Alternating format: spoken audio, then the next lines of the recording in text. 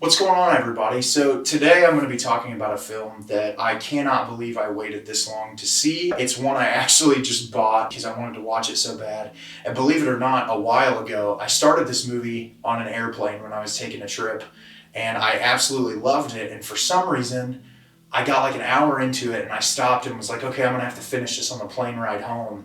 And I forgot about it for some reason and never finished it, and I waited this long to watch it.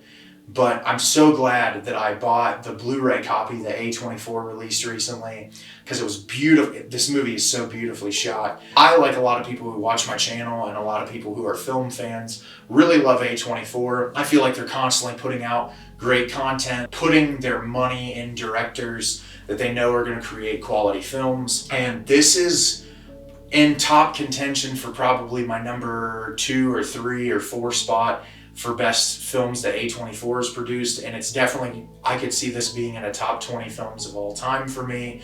And the film I'm going to be talking about today is The Last Black Man in San Francisco, directed by Joe Talbot. The Last Black Man in San Francisco, directed by Joe Talbot. Jimmie Fails dreams of reclaiming the Victorian home his grandfather built in the heart of San Francisco. Joined on his quest by his best friend Montgomery, Jimmie searches for belonging in a rapidly changing city that seems to have left them behind. This movie is one of the most unique and beautiful things I've ever watched. The cinematography in this is hands down possibly some of the best cinematography I've ever seen in a film, period. It's so beautiful. Every shot is so meticulously crafted and placed throughout this film that it feels almost ethereal. It feels like you're in this dream state. And it's so beautiful. The performances in this film are absolutely incredible. The story is phenomenal. There's just so much about this movie that is so unique and well made that made me love it so much. It's funny, I've been starting watching the 3rd season of Atlanta. This film actually gave me a lot of vibes similarly to Atlanta, where you have this.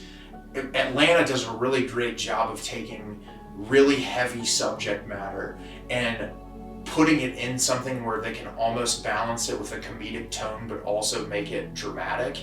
And The Last Black Man in San Francisco does a phenomenal job of it as well. There's a lot of really great comedic moments, there's really intense dramatic moments, and it's so well done, and it's just a beautiful film. So like I said, Jimmie, our lead character, is constantly going to this house in the downtown San Francisco area, and he tells his friend Montgomery that his grandfather was the one who built this house. And he actually gets in an argument with this guy who comes by on segways with these people early on, that this guy's like trying to say who built the house, and he's like, no, it was my grandfather, it's been there for forever. And this old white couple lives there, and he constantly goes there and is like painting the outside, taking care of the garden, and they constantly give him shit about it. And he lives with his friend Montgomery and his dad, played by Danny Glover, who's blind, who does a phenomenal job in this film with all the other incredible performances. What's great is early on in the film, you see where Montgomery lives with Jimmie there, and they leave, and you can tell that the community there is predominantly African American. And then they move into downtown San Francisco, and they're always on a skateboard together, or they're taking the bus, and they get there and it's like predominantly white all the way through when they're in the downtown nicer looking area. And then when they go through the parts of downtown that are seemingly a little bit more run down, you see a variety of people that are diverse from different cultures and backgrounds.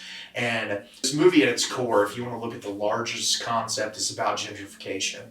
And you watch this film and you see a community that was obviously once populated by a diverse community of white and black people living together in this area, and then because of a place like San Francisco where the housing market is getting more expensive because people move into areas, they'll tear down these like lower income housing areas and build these really expensive condos, and kind of pushing lower income people out and bringing in only the people who can afford it.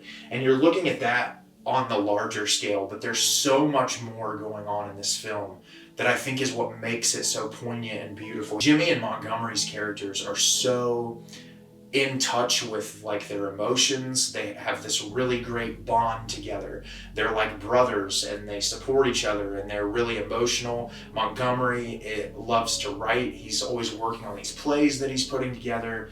and is comfortable showing that side of his personality. And then what's really great is you have this group of guys who are constantly outside of Montgomery's house. And it's these group of guys who are always in the same spot, and they're constantly like screaming at each other, getting into like verbal arguments, physical altercations with each other, and just this idea of this like bubble in this area of toxic masculinity amongst these men, and watching like how they ridicule Jimmie's character and Montgomery's character because of the way that they are and caring about this house and wanting to be a part of this community, and how that's not what they should be concerned about and they're lame or whatever. And there's this really great moment where Jimmie and Montgomery invite one of the guys from that group to come over to their house, and he comes over and he loves it. He's in there and he's himself, and he shares with them. You find out that he was in a boys' home with Jimmie when he was younger, because Jimmie has this estranged relationship with his father. His father's kind of an asshole. His mom is out of the picture. The scene where you're introduced to his mom is one of the most heartbreaking scenes I've ever watched in a movie. It like honestly, it shook me. It's so out of place, and it just is like put in your face, to where it really catches you off guard. It establishes the relationship so well. And they bring this guy in, and they have a wonderful night together. And the next time they see him outside of Montgomery's house, he treats him like shit again, because he's around those guys and feels like he has to be an entirely different person around those people than the way he acted around Jimmie and Montgomery. And that's what I loved about this film, is looking at all of these different concepts and blending them together. So not only looking at gentrification, but looking at this idea of toxic masculinity. And Joe Talbot does a great job as the director of exploring that, and then looking at this broken relationship between this guy and his parents, and him trying to find himself and wanting to know what's best for him.